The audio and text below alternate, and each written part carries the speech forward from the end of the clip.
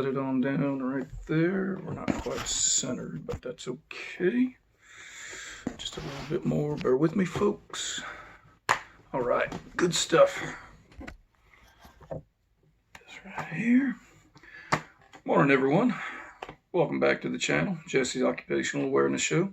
I'm your host, Jesse. Voice is a little bit rough today.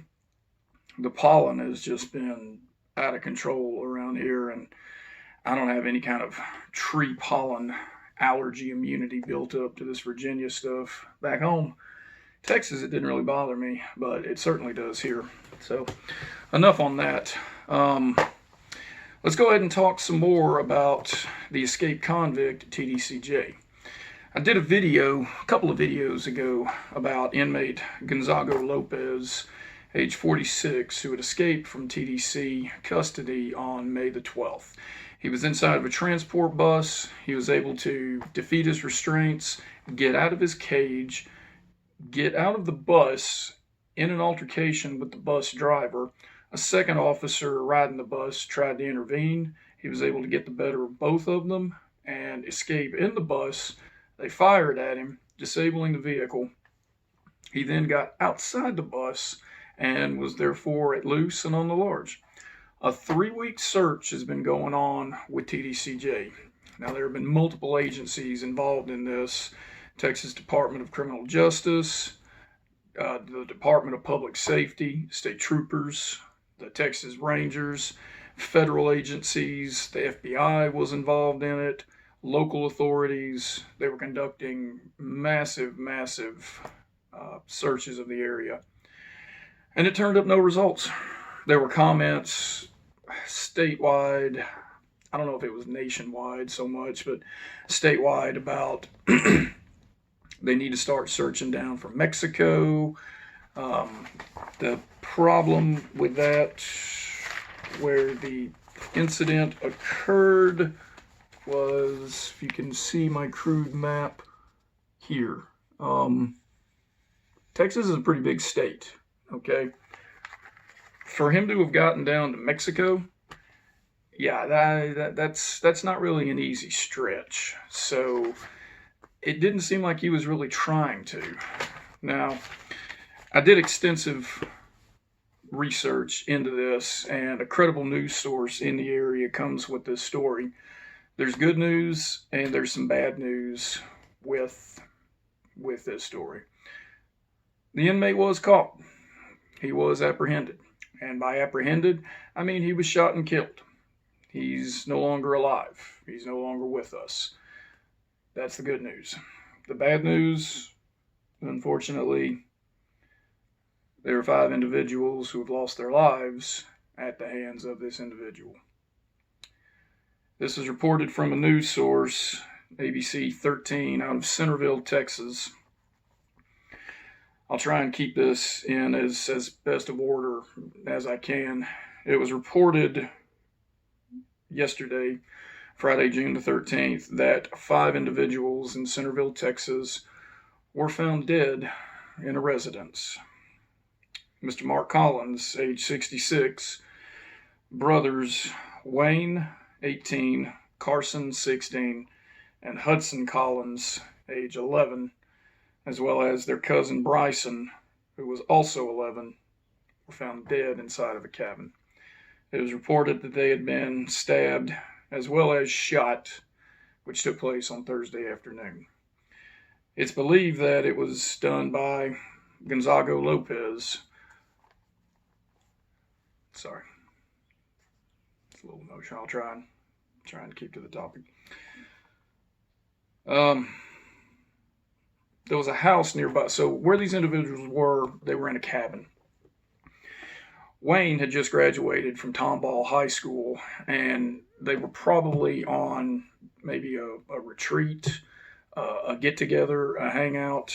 This was these 3 boys and their cousin. This was their grandfather, and they were at this cabin, and there was a house nearby.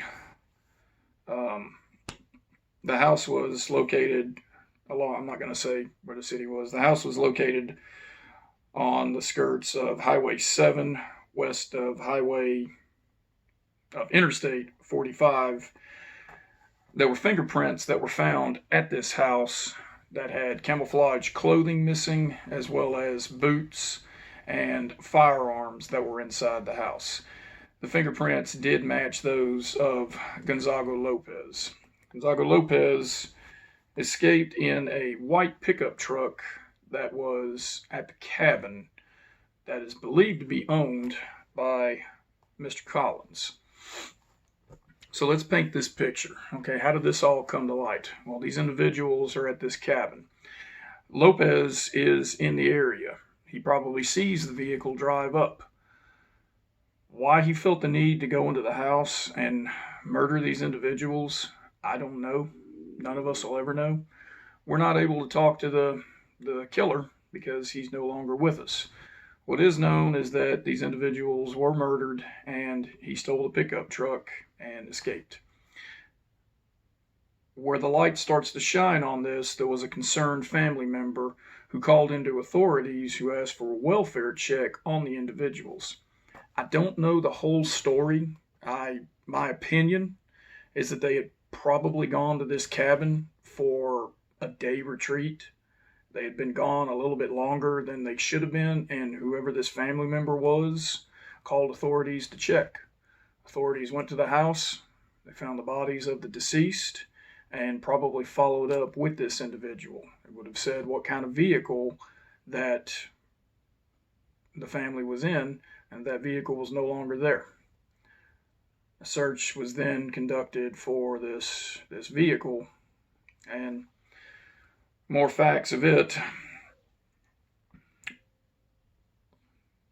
Lopez was tracked down to Itasca.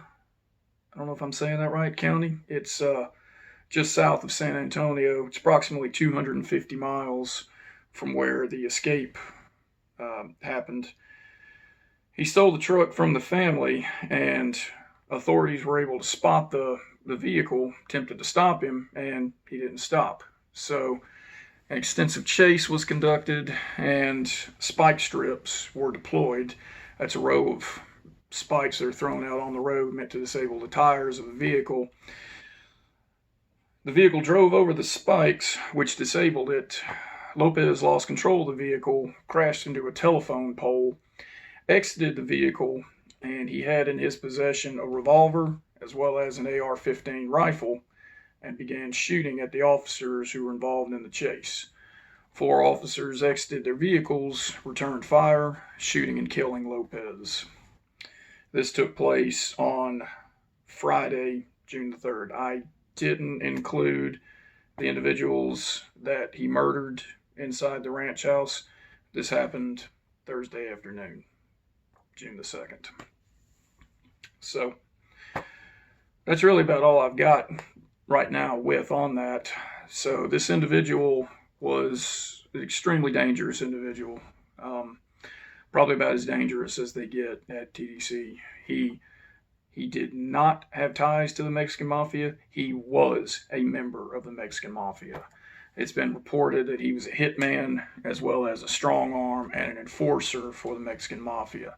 And what that means to those who don't know, when the Mafia needs a job done, aka a murder carried out, these are the individuals that they contact and they carry it out. Absolutely cold-blooded, ruthless, no emotion whatsoever. Just stone cold, cold-blooded killers.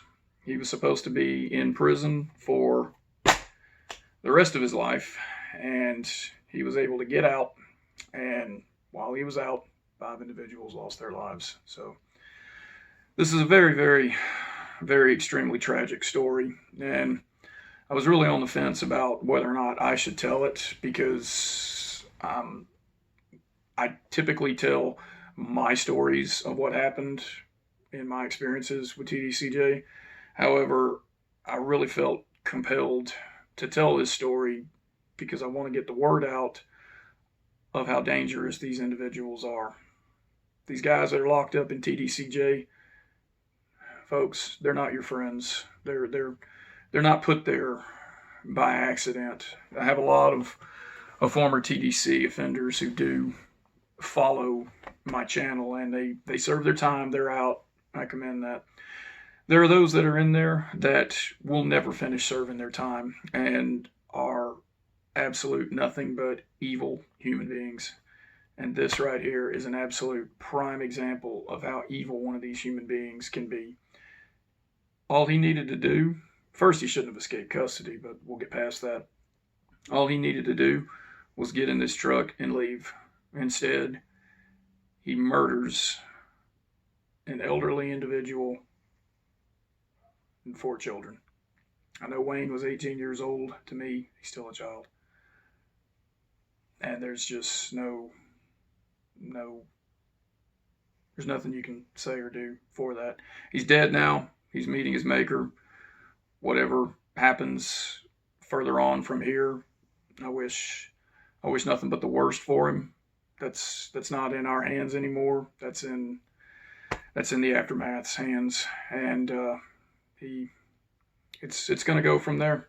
I'm sorry, I don't have the best words. I'm getting a little choked up about the story. So this isn't very entertaining, but I did want to get this out. I wanted everyone who follows this channel to know the escaped convict at least has been caught and put down. And I wanted to speak on the individuals that he took with him before this took place. May God rest their souls. Prayers go out to the families of these individuals and to their friends with it. Wayne, at 18, had just graduated Tomball. He was, I believe that was reported that he was a baseball umpire, was bound for college, and everyone just had nothing but good things to say about the individual. So why this had to happen, we'll never know, but this is what it is. So the escaped individual, he has been put down, and that's a good thing. I don't think I really have much else I can say about that. I'm going to go ahead and stop from now before I really do get emotional. Folks, happy Saturday to you guys. Take care of yourselves, and I'll see you guys in the next video.